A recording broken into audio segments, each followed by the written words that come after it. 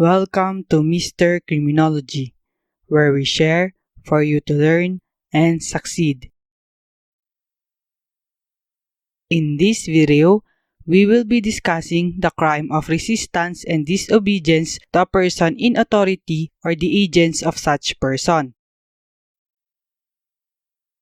Resistance and disobedience to a person in authority or the agents of such person.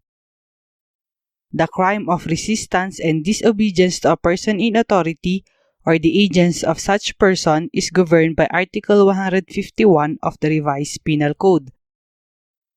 Under Article 151, the crime is committed by any person who shall resist or seriously disobey any person in authority or the agents of such person while engaged in the performance of official duties. It is also committed when the disobedience to an agent of a person in authority is not of a serious nature. Ito ay paglaban, pagpigil, hindi pagsunod o pagsuway sa person in authority or agent of person in authority, habang ang nasabi ay ginagampanan ang kanyang tungkulin.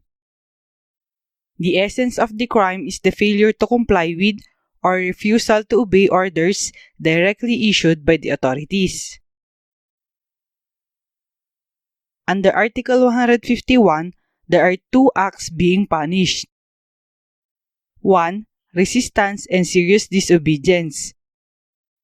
And 2. Simple disobedience. Resistance and serious disobedience. The following are the elements of the first punishable act. First, person in authority or his agent is engaged in the performance of official duty or gives a lawful order to the offender. Si person in authority or agent of person in authority ay kasalukuyang ginagampanan ang tungkulin o kasalukuyang nagbibigay ng utos sa isang tao o yung taong magkakasala. Second, offender resists or seriously disobeys such person in authority or his agent. Itong tao na ito ay lumaban o seryosong sumuway sa person in authority o agent of person in authority. Third, act of the offender is not included in the provisions of Articles 148, 149, and 150. Ang ginawa ng tao na ito o si offender ay dapat hindi papasok sa krimeng direct or indirect assault or disobedience to summons issued by Congress or constitutional commissions. Take note, the accused must have knowledge that the person giving the order is a peace officer. Again, no knowledge, no lawlessness. According to Justice Reyes, the word seriously is not used to describe resistance because if the offender seriously resisted a person in authority or his agent, the crime is direct assault.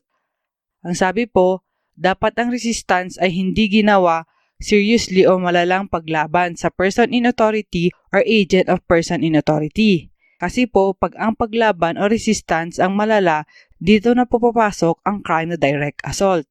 Example nito, kunyari si mamang pulis, kinukuha niya yung driver's license ni Juan for some traffic violation.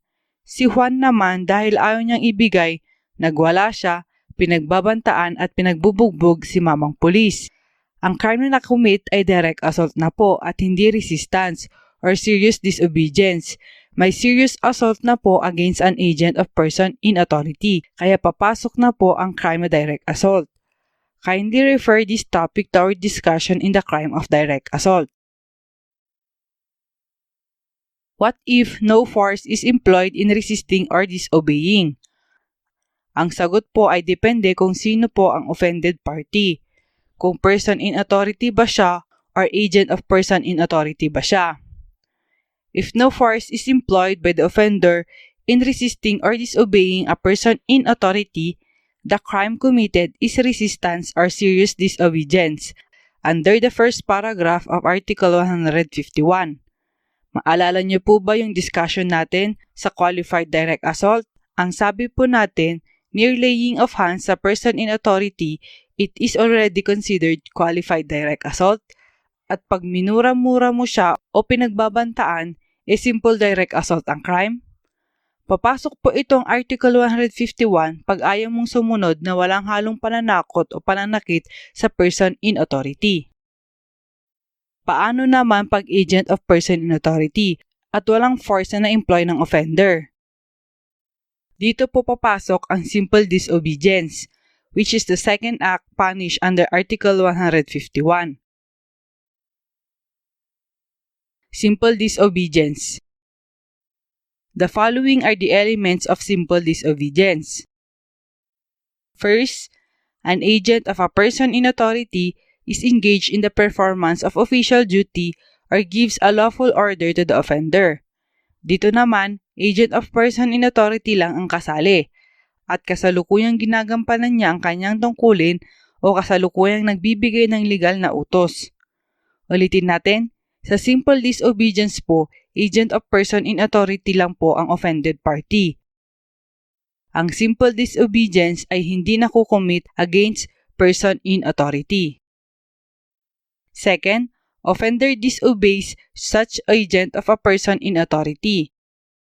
Ang nagkasala ay hindi sinunod, sumuway o lumabag sa legal na utos ng agent of person in authority.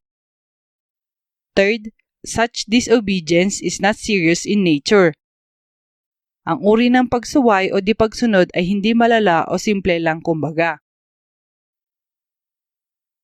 Halimbawa, si mamang pulis gustong kapkapan si Juan. Let's say si Juan ay suspect sa isang crime. Sa pagkabigla niya, ang ginawa ni Juan ay tinulak niya si mamang pulis. Ang crime po dito ay resistance at hindi po direct assault. Kasi simple resistance or assault lang po ito. Yung unang example natin kanina, pinagmumura at pinagbubugbog. So serious assault po yun at papasok po ang crime na direct assault.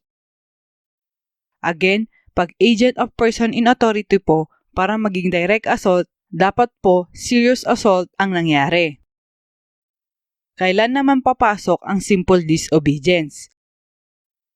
Balik tayo sa unang example natin. Si Juan ayaw talagang ibigay ang driver's license niya.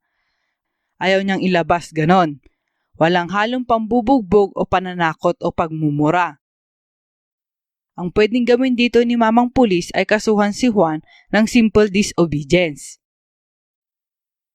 Thank you for watching. If you like this video, don't forget to share it and to subscribe.